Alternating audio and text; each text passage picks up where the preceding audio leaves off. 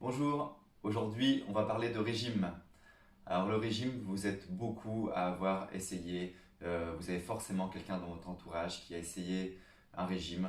Alors on entend de tout à la télé, dans les pubs, le régime miracle, le régime Weight Watchers, le régime je sais pas trop quoi, où on envoie un plat tous les jours et qu'on a juste à le faire chauffer et on maigrit. Voilà. On sait tous que le régime, ça sert à rien, ça ne marche pas. Sinon, il n'y aurait pas de business dessus, il n'y aurait pas autant de monde qui essaierait de gagner de l'argent grâce à ces soi-disant régimes miracles.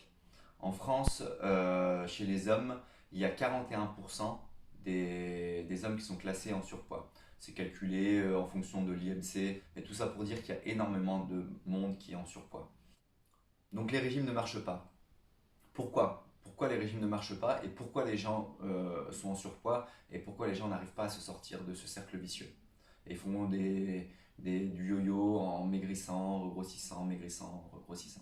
Alors il faut savoir qu'on a tendance à penser que si on grossit, c'est parce qu'on mange de trop. Et on se trompe complètement parce que quelqu'un qui mange tout ce dont son corps a besoin, il peut en manger en grosse quantité. S'il mange de bonne façon, il n'y aura pas de souci de surpoids. Par contre, quelqu'un qui ne mange pas assez, mais qui mange que des produits transformés et des choses qui n'apportent rien à son organisme, forcément, il sera en surpoids ou en mauvaise santé. Pourquoi vous grossissez? Pourquoi vous essayez de faire un régime, vous essayez de changer votre alimentation et vous continuez à grossir, vous n'arrivez pas à maigrir?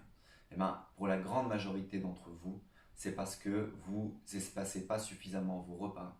Vos repas sont de mauvaise qualité et il y a forcément des montées de glycémie qui génèrent une sécrétion d'insuline et votre corps forcément réagit à ça en grossissant. On ne va pas rentrer dans les détails de pourquoi, quand on sécrète de l'insuline, on a tendance à grossir derrière, mais c'est une réalité.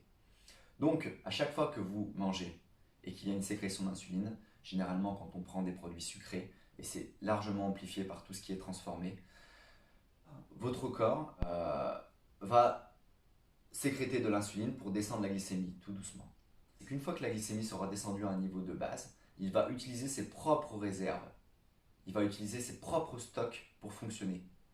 À chaque fois que vous espacez un repas et que vous laissez le temps au corps de faire redescendre sa glycémie jusqu'à une valeur normale et que vous attendez avant de reprendre le prochain repas, il y a une phase de déstockage où on aurait tendance à maigrir si on prolonge cette phase tous les jours, un petit peu par petit peu.